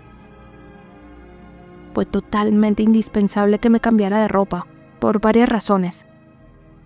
Empecé por quitarme mi vestido de seda, pues el menor crujido de su tela podría delatarme en el silencio que reinaba aquella noche. Luego me desprendí de algunas prendas blancas y voluminosas de mi ropa interior. Me puse encima mi abrigo negro de viaje y oculté la cabeza bajo el capuchón. Vestida con mi traje de noche, ocupaba el espacio de 3 hombres. Con la ropa ceñida que me había puesto ahora, ningún hombre pasaría por sitios estrechos con mayor facilidad que yo. El reducido espacio que quedaba entre el muro y las ventanas por un lado y la ringlera de tiestos con flores por el otro, convertían esta consideración en muy importante. Si yo tropezase con algo o hiciese el menor ruido, ¿quién sabe qué consecuencias acarrearía? Dejé las cerillas junto a la vela antes de apagarla y volví al salón a tientas. Cerré su puerta con llave, como había hecho ya con la de mi dormitorio, y silenciosamente salté por la ventana y puse el pie con cuidado en el tejado de plomo de la galería. Mis 2 habitaciones estaban situadas en el extremo interior del ala nueva del edificio, aquella que habitábamos todos, y yo tenía que pasar por delante de 5 ventanas antes de llegar al sitio que daba encima de la biblioteca. La primera ventana correspondía a un cuarto de huéspedes que estaba vacío. La segunda y tercera pertenecían a las habitaciones de Laura. La cuarta al dormitorio de Sir Percival. La quinta era la del dormitorio de la condesa. Las demás ventanas, delante de las que no tenía que pasar, pertenecían al guardarropa del conde, al cuarto de baño y al vacío segundo cuarto de huéspedes. Ningún ruido llegaba a mis oídos. Lo único que había a mi alrededor era la caliginosa cerrazón de la noche, excepto aquella parte del tejado donde daba la ventana de la condesa. Allí, exactamente a donde me dirigía, sobre la parte que estaba encima de la biblioteca, allí vi un reflejo de luz. Madame Fosco no se había acostado aún. Era demasiado tarde para retroceder, no había tiempo para esperar. Decidí lanzarme a la aventura confiándome a mi propia cautela y a la oscuridad de la noche. Por el bien de Laura, dije para mis adentros, y di el primer paso adelante sobre el tejado, con una mano recogiéndome los pliegues de mi abrigo y con la otra apoyándome en la pared. Era mejor avanzar pegándome a la pared que arriesgarme a tropezar con los tiestos que estaban al otro lado, a pocos centímetros de mí. Pasé junto a la ventana oscura del cuarto de huéspedes, tanteando cada paso el tejado de plomo con mi pie antes de apoyarme con todo mi peso. Pasé junto a las ventanas oscuras de la habitación de Laura. Que Dios la bendiga y la proteja esta noche. Pasé la oscura ventana de la habitación de Sir Percival. Luego esperé un momento. Me puse de rodillas apoyándome en las manos y así, protegida por la escasa altura del muro que había entre el antepecho de la ventana iluminada y el tejado de la galería, me dirigí hacia mi punto de observación. Cuando me aventuré a levantar la cabeza para mirar la ventana, vi que solo estaba abierta por arriba y que la persiana estaba bajada, y seguí mirando cuando la sombra de la condesa cruzó y se dibujó sobre la blanca pantalla de la persiana y luego se alejó lentamente. Comprendí que no me había oído, pues de no haber sido así, su sombra se hubiese detenido ante la ventana, incluso si le faltase el valor de abrirla y mirar hacia afuera. Me coloqué a un lado junto a la barandilla, después de comprobar, palpándolos, dónde estaban los pies a ambos lados. Dejaban el espacio justo para sentarse entre ellos. Los perfumados pétalos de la flor de mi izquierda rozaron mi mejilla cuando apoyé ligeramente la cabeza sobre la barandilla. Los primeros sonidos que oí llegar desde abajo fueron los del ruido sucesivo de 3 puertas que llevaban al vestíbulo y a las habitaciones contiguas a la biblioteca, y que el conde se había propuesto examinar. Y lo primero que vi fue de nuevo el rojo puntito que se desplazaba en la noche, moviéndose desde la puerta de la galería, debajo de mí, hacia mi ventana. Esperó allí un instante y volvió al mismo sitio de donde vino. El demonio le lleve con sus intranquilidades. ¿Cuándo piensa sentarse al fin? Gruñó la voz de Sir Percival bajo mi oído. ¡Uf! ¡Qué calor!, dijo el conde suspirando y resoplando fatigosamente. Su examen fue seguido del ruido de las sillas del jardín, arrastradas sobre las losas de la galería, un ruido que recibí con júbilo, porque me anunciaba que pensaban sentarse como de costumbre junto a la ventana. Hasta entonces la buena suerte me acompañaba. El reloj de la torre daba las 12 menos cuarto cuando los dos se instalaron en sus sillas. Oí que Madame Fosco bostezaba tras la ventana abierta, y de nuevo vi proyectarse su sombra sobre la pantalla blanca de la persiana. Mientras tanto, abajo, Sir Percival y el conde habían comenzado a hablar y alguna que otra vez sus voces bajaban más de lo habitual entre ellos, pero jamás llegaban a convertirse en susurros. La extraña y peligrosa situación en que me hallaba y el temor que me inspiraba la ventana iluminada de Madame Fosco, que no lograba dominar al principio, me hicieron difícil, casi imposible mantener clara mi mente y concentrar mi atención exclusivamente en la conversación que se oía abajo. Durante algunos minutos solo pude captar lo más general de lo que decían. Oí que el conde comentaba que la única ventana con luz pertenecía al cuarto de su mujer, que en la planta baja de la casa no había nadie y que ahora podían hablar tranquilamente sin miedo a incidentes desagradables. Sir Percival le contestó únicamente con reprimendas, porque a lo largo del día su amigo había estado decepcionando sus deseos y descuidando sus intereses de manera imperdonable. El conde se defendió declarándole que había estado ocupado con ciertas dificultades y problemas que requerían su total atención, y que el único momento oportuno para hablar era aquel en que podían estar seguros de que nadie habría de interrumpirlos ni oírlos. Atravesamos una crisis muy seria en nuestros asuntos, Percival, decía, y si hemos de tomar una decisión sobre el futuro, hemos de hacerlo esta noche y en secreto. Esta frase del conde fue la primera a la que pude prestar toda mi atención en el momento exacto en que se pronunció. A partir de entonces, aunque con alguna que otra interrupción, mi interés se concentró en aquella conversación que seguí sin respirar, palabra por palabra. ¿Una crisis?, repitió Sir Percival. Es una crisis mucho peor de lo que usted se imagina. Puedo asegurárselo. Así me lo supuse al observar su conducta durante estos últimos días, replicó el otro con frialdad. Pero espere un poco. Antes de empezar a hablar de lo que yo no sé, dejemos bien claro lo que ya sé. Veamos si tengo una idea exacta respecto al pasado, antes de que le haga cualquier proposición para el porvenir. Espere un momento que traiga coñac y agua. ¿Qué quiere usted beber? Gracias, Percival. Dame un poco de agua fría, una cuchara y azúcar.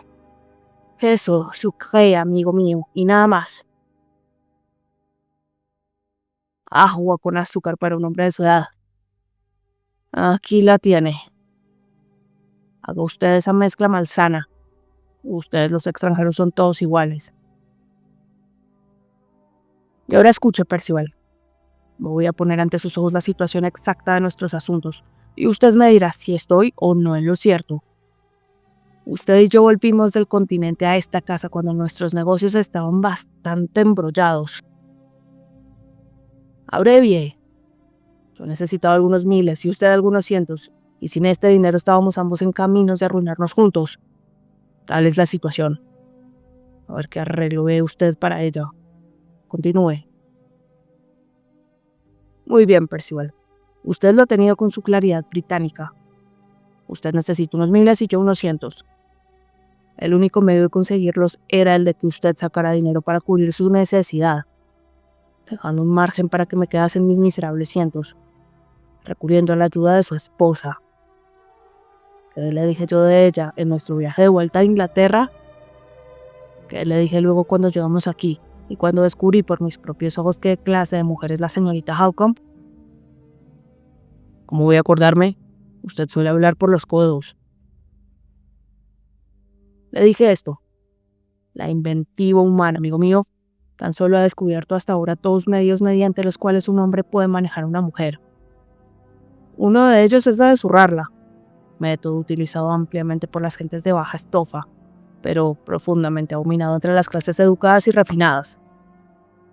El otro método, más lento, mucho más dificultoso, pero al fin no menos seguro, es el de aceptar jamás el reto que nos lanza una mujer. Este método da resultados con los animales, da resultado con los niños y lo da con las mujeres, que no son más que niños grandes. La tranquila perseverancia es la única cualidad a la que los animales, los niños y las mujeres derriben sin remedio. Si logran que por una vez su dueño pierda esta cualidad superior en su presencia, consiguen hacer de él lo que se proponen. Si jamás logran alterarla, es él quien hace lo que quiere de ella. Le dije, recuerde esta verdad tan sencilla si usted quiere que su mujer le saque de sus apuros de dinero. Le dije, recuérdela con doble y triple motivo cuando esté en presencia de la hermana de su mujer, la señorita Halcombe. ¿La ha recordado usted? Ni una sola vez. A pesar de todas las complicaciones que se nos vinieron encima en esta casa, la menor provocación que su mujer o su hermana le ofrecieron le hizo perder la firma del documento, le hizo perder el dinero que ya tenía en su bolsillo y empujó a la señorita Halcombe a escribir al abogado la primera vez. ¿La primera vez? ¿Ha vuelto a escribirle? Sí, la ha escrito hoy. Una silla cayó sobre el suelo enlosado, con un estruendo como si alguien lo hubiera tirado con rabia. Me vino bien que la revelación del conde excitara la furia de Sir Percival. Al oír que de nuevo me habían descubierto, me estremecí e hice crujir la verja de la barandilla en que me apoyaba. ¿Me habría seguido hasta la posada? Había deducido que yo entregué mis cartas a Fanny cuando le dije que no tenía correspondencia para dejarla en el buzón. Y aunque fuese así, ¿cómo pudo ver las cartas, puesto que de mis manos pasaron directamente al corpiño de Fanny? De gracias a su buena estrella. Escuché que decía el conde. Por tenerme aquí en su casa para deshacer el daño inmediatamente después de que usted lo hizo. Agradezca a su buena estrella que yo dijese no cuando usted perdió la cabeza y quiso esta tarde encerrar con llave a la señorita Halcombe, lo mismo que en su peligrosa locura encerró a su mujer. ¿Dónde tiene usted los ojos? ¿Cómo puede mirar a la señorita Halcombe y no ver que posee la cautela y la resolución de un hombre? Si yo tuviera a esta mujer por amiga, sería capaz de burlarme de todo el mundo. Teniendo a esta mujer por enemiga, yo, con toda mi experiencia y mi cerebro, yo, fosco, astuto como el mismo diablo, según usted mismo me ha dicho cientos de veces, tengo que andar, según su frase inglesa, sobre cáscaras de huevos. Y esta criatura grandiosa, a cuya salud pegó esta agua azucarada, esta criatura grandiosa que se mantiene firme como una roca sostenida por la fuerza de su amor y de su valor, entre nosotros dos, a esa pobre escuálida belleza rubia que es su mujer, a esa mujer magnífica, a quien admiro con toda el alma, aunque se oponga a nuestros designios e intereses, la pone usted entre la espada y la pared como si no fuera tan valiente, ni tan capacitada como todas las criaturas de su sexo. Percival, Percival, merece usted fracasar y lo ha hecho ya. Aquí hubo una pausa. Escribo estas palabras de este canalla referentes a mí misma porque necesito conservar el recuerdo y porque espero que llegue el día en que pueda repetirlas en su presencia y en que una a una se las escupa a la cara. Sir Percival fue el primero en romper el silencio. Sí, dijo con aspereza. Todas las fanfarronadas y bravatas que usted quiera, pero las dificultades económicas no son las únicas que me atormentan. Usted mismo tomaría severas medidas contra estas mujeres si supiera tanto como yo. Trataremos esa segunda dificultad a su tiempo, respondió el conde. Puede usted armarse todos los líos que desee, Percival, pero no tiene por qué embrollarme a mí. Ante todo, vamos a dejar resuelta la cuestión del dinero. ¿Le he convencido a pesar de su terquedad? Le he demostrado que con su diabólico temperamento no conseguirá sacar nada en limpio. No tengo que volver. Como acaba usted de decir con su apreciada exactitud y crudeza británica, a las fanfarronadas y bravatas. Bah, es muy fácil amonestarme. Dígame lo que debemos hacer. Es un poco más difícil. ¿Difícil? Vamos. Lo que hay que hacer es esto. Desde esta noche, usted renuncia a decidir sobre el asunto y me lo deja todo, de ahora en adelante. Estoy hablando con un inglés práctico, ¿no? Bueno, hombre práctico. ¿Qué le parece esto? ¿Qué es lo que se propone hacer si lo dejo todo en sus manos? Antes de seguir, contésteme usted. ¿Queda todo en mis manos o no? Bueno, supongamos que ya está en sus manos. ¿Qué pasa luego? Para empezar, Percival, contésteme a unas preguntas. Tengo que esperar un poco y dejarme guiar por las circunstancias. Y tengo que averiguar, por todos los medios posibles, cómo son estas circunstancias. No hay tiempo que perder. Ya le he dicho a usted que la señorita Halcombe ha escrito hoy al abogado por segunda vez. ¿Cómo pudo usted descubrirlo? ¿Qué le decía? Si se lo dijera a Percival, no llegaríamos más lejos de donde estamos. Le basta con saber que lo he descubierto, y este descubrimiento ha causado aquella inquietud y angustia que no le permitían hablar conmigo durante todo el día. Ahora refresquemos un poco mi memoria sobre sus asuntos, pues hace bastante tiempo que no hablo de ellos con usted. A falta de la firma de su mujer, hemos conseguido el dinero a base de letras a 90 días. Y lo hemos conseguido a tal precio que se me ponen los pelos de punta cada vez que lo pienso. Es cierto que cuando vencen las letras, no hay otro medio humano de pagarlas que no sea recurriendo al auxilio de su mujer. Ninguno. ¿Cómo? ¿No tiene usted dinero en el banco? Unos cuantos cientos y necesito muchos miles. ¿No tiene usted otros valores que pueda hipotecar? Ni un palmo de terreno. Nada de nada.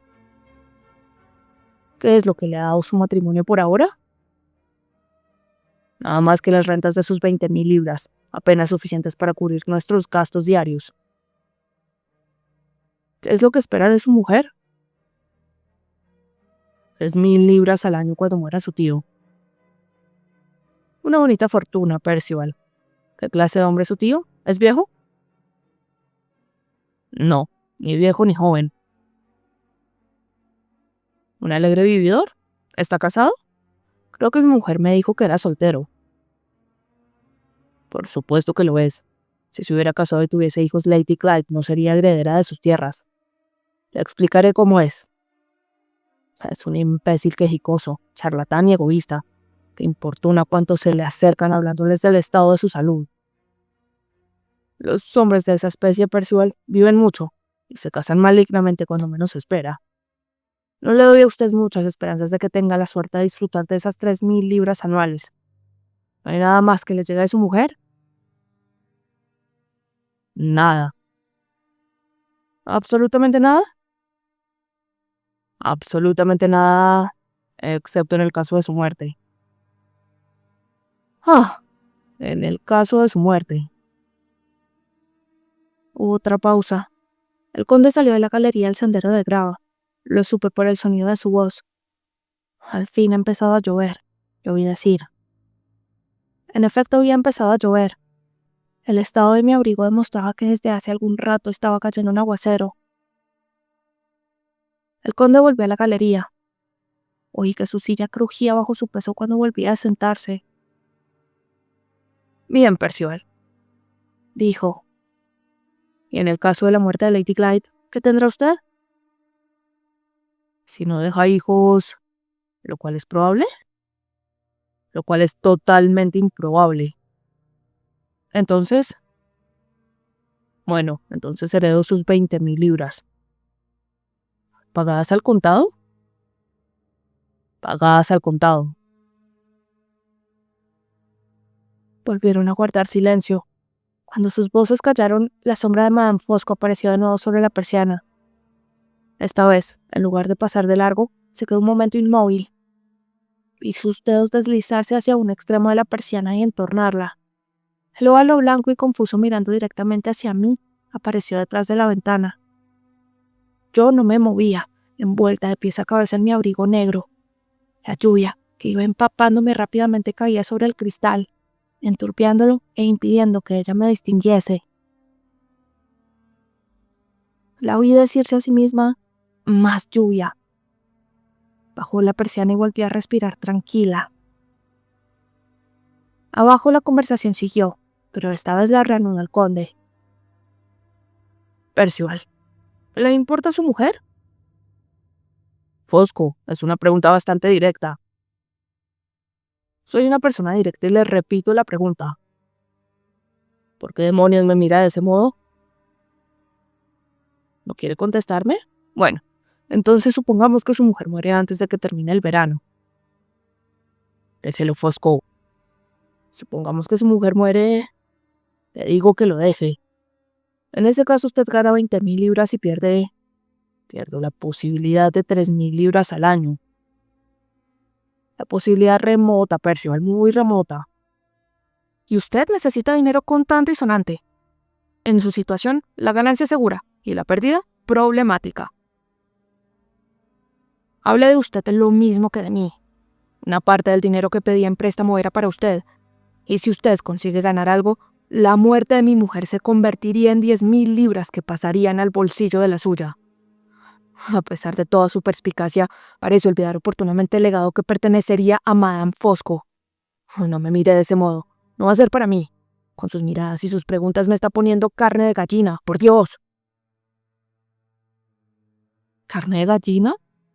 ¿Significa carne conciencia en inglés? Hablo de la muerte de su mujer como de cualquier posibilidad. ¿Qué tiene que ver? Los respetables abogados que garrapatean nuestras escrituras y redactan nuestros testamentos ven la muerte retratada en los rostros de los vivientes. ¿También los abogados le ponen carne de gallina? ¿Por qué se la pongo yo? Esta noche es mi deber dejar en claro su situación, fuera de todo error posible, y ahora lo he conseguido. Si su mujer vive, pagará usted esas letras con ayuda de su firma. Si su mujer muere, las pagará con ayuda de su muerte. Mientras hablaba se había apagado la luz del cuarto de Madame Fosco, y todo el segundo piso de la casa se hallaba ahora sumido en la oscuridad. Palabras, palabras, Gruñó Sir Percival. Cualquiera que lo oyese pensaría que ya hemos conseguido que mi mujer firme el documento. Ha dejado usted el asunto en mis manos, objetó el conde, y tengo más de 2 meses por delante para conseguirlo. Por el momento, no vuelva a hablarme de ello, por favor. Cuando venzan las letras, usted verá si mis palabras valen algo o no. Y ahora que hemos terminado por esta noche con las cuestiones monetarias, pongo todas mis facultades a su disposición si desea consultarme sobre la segunda dificultad que se ha mezclado a nuestros pequeños apuros y que le altera y perjudica de tal modo que casi no le conozco. Hable usted, amigo mío, y perdone si hiero sus distinguidos gustos nacionales preparándome otro vaso de agua con azúcar. Es muy fácil decir que hable, replicó Sir Percival en un tono mucho más amable y tranquilo del que había adoptado hasta entonces. Pero no es tan fácil saber por dónde empezar. ¿Quiere que yo le ayude?, sugirió el conde. ¿Podría dar a esta íntima dificultad que usted experimenta un nombre? Tal vez debo llamarla Anne Catherine. Mire usted, Fosco, hace mucho que nos conocemos mutuamente, y si bien es cierto que hasta ahora usted me ha ayudado a salir 1 o 2 veces de apuros, también lo es que yo he hecho todo lo que podía por ayudarle, en cuanto mis medios pecuniarios me lo permitían. Hemos hecho cada uno por su lado cuantos sacrificios de amistad han sido humanamente posibles, pero ambos hemos guardado también nuestros secretos, ¿no es así? Usted me ha ocultado un secreto, Percival. Usted tiene escondido un esqueleto en su armario aquí en Blackwater Park, que en estos días se ha dejado ver por otras personas además de usted. Bueno, supongamos que ha sido así. Si esto no le concierne, no debe sentir curiosidad por saberlo. ¿Le doy la impresión de estar curioso? Sí que me la da. Vaya, vaya. Así que mi rostro me delata. Qué inmensa bondad debe poseer el hombre que ha llegado a mis años y no ha logrado que su fisionomía pierda el hábito de delatarlo. Oiga, Glyde, seamos francos el uno con el otro. Este secreto me ha venido a buscar a mí. No lo he buscado yo a él. Supongamos que tenga curiosidad, pero usted desea que, como su viejo amigo, respete su secreto y una vez por todas me pide que lo deje a su cargo.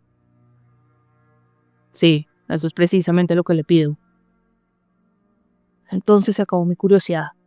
Desde este instante ha muerto para mí. ¿Lo cree usted en realidad? ¿Que le hace dudar de ello? En tantos años he aprendido algo, amigo Fosco, de sus procedimientos y rodeos, y no estoy seguro de que, al fin y al cabo, acabe por sacármelo. Una de las sillas de repente volvió a crujir. Sentí temblar la columna decorativa que tenía a mis pies. El conde se había levantado de un salto y dado un puñetazo contra ella lleno de indignación. Percival, Percival, gritó con pasión. ¿Así es como me conoce usted? ¿Acaso todos estos años no le han enseñado nada de mi carácter? Soy un hombre a la antigua. Soy capaz de los actos virtuosos más exaltados cuando tengo la ocasión de realizarlos. La desventura de mi vida ha sido que se me han presentado pocas ocasiones de realizarlos. Mi concepto de la amistad es el más sublime. ¿Es culpa mía si su esqueleto se ha dejado ver por mí? ¿Por qué he confesado mi curiosidad? Pobre inglés superficial. Lo he hecho para demostrar el dominio que tengo sobre mí mismo. Si quisiera, podría sacarle el secreto con la misma facilidad con que estoy sacando este dedo de mi puño cerrado. Y usted lo sabe muy bien. Pero ha apelado a mi amistad, y las obligaciones que impone la amistad son sagradas para mí. Vea. Con mis propios pies pisoteo mi vil curiosidad. Mis sentimientos exaltados me elevan por encima de ella. Reconózcalos, Percival. Imítelos, Percival. Dame la mano. Te perdono. Su voz tembló al pronunciar las últimas palabras. Tembló como si de verdad le ahogasen las lágrimas. Sir Percival murmuró unas disculpas confusas, pero el conde era demasiado magnánimo para escucharlo. No, dijo. Cuando me ofende un amigo, soy capaz de perdonarle sin oír sus excusas. Dígamelo simplemente. ¿Necesita mi ayuda? Sí, mucho. ¿Y puede pedírmela sin comprometerse? En todo caso, puedo intentarlo. Pues inténtelo. Bueno, el problema es este. Hoy le he dicho que había hecho todo lo imaginable por encontrar a Anne Catherine y que había fracasado. Sí, me lo ha dicho. Fosco, soy hombre perdido si no la encuentro. ¡Ja!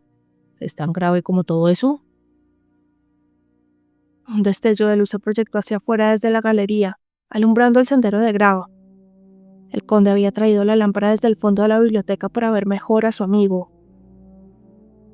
Sí, dijo. Su rostro me lo dice. Es grave de verdad, tan grave como las cuestiones de dinero. Más grave. Como estoy aquí sentado, es más grave. Desapareció la luz y la conversación prosiguió. Le enseñó a usted la carta de mi mujer que Anne Catherine que escondió entre la arena. Continuó Sir Percival. No era una bravuconada lo que decía, Fosco. Ella conoce el secreto. Delante de mí diga lo menos que pueda del secreto, Percival. ¿Ella lo sabe por usted mismo? No, se lo ha dicho su madre. 2 mujeres dueñas de sus íntimos secretos. Malo, malo, malo, amigo mío.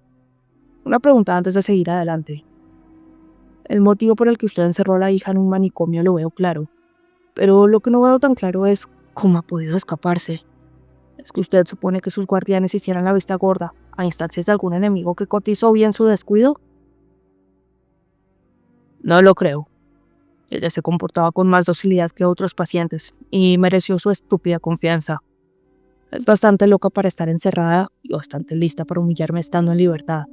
¿Comprende? Lo comprendo muy bien. Y ahora, Percival, vamos al grano, que luego veré qué se debe hacer. ¿Qué peligro corre usted en la actualidad? Anne Catherine, que está aquí, se comunica con Lady Clyde. Este es el peligro, obviamente. ¿Quién no comprenderá, al leer la carta, que mi mujer es también dueña del secreto, aunque lo niegue? Un momento, Percival. Si Lady Clyde conoce el secreto, sabría que usted le perjudica. ¿No cree usted que le interesa guardarlo? ¿Guardarlo ella? Le interesaría si yo le importase 2 cominos. Pero resulta que me interpuse en el camino del otro hombre.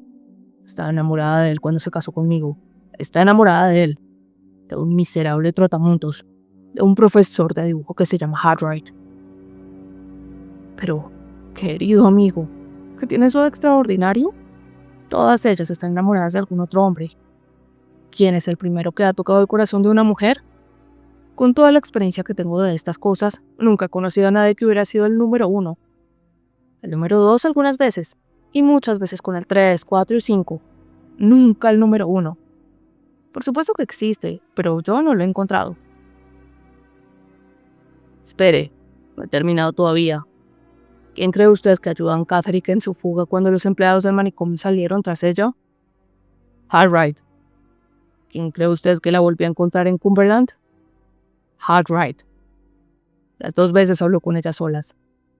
Espere, no interrumpa. El muy percante está tan deslumbrado por mi mujer como ella por él. Conoce el secreto como lo conoce ella. Una vez que les dejemos que se encuentren, le interesará a ambos utilizarlo en contra mía. Poco a poco, Percival, poco a poco. ¿Tampoco confía en la virtud de Lady Clyde? La virtud de Lady Clyde. Lo único en que creo tratándose de ella es en su dinero. ¿No se da cuenta de la situación? Ella sola sería inofensiva, pero si se reúne con ese trotamundos de Harriet... Sí, ya veo. ¿Dónde está ahora el señor Harriet? Está fuera de Inglaterra. Si le importa conservar su piel, le aconsejaría no darse prisa en volver. ¿Está usted seguro de que no está aquí? Enteramente. Le he hecho vigilar desde que salió de Cumberland hasta que se embarcó. Puedo asegurarle que no he descuidado en nada. Anne Catherine vivía en casa de unos granjeros cerca de Lynbridge. Yo mismo llegué allí después de que ella se escapó y comprobé que no sabía nada. Que a su madre el texto de la carta que debía escribir a la señorita Halcombe para eximirme de toda sospecha respecto a los motivos por los que yo había encerrado a su hija. Me da miedo pensar en todo lo que he gastado para encontrarla. Y a pesar de todo, se presenta aquí y se me escapa en mis propias tierras. ¿Cómo voy a saber si no ha visto a alguien más? ¿Si no ha hablado con alguien más?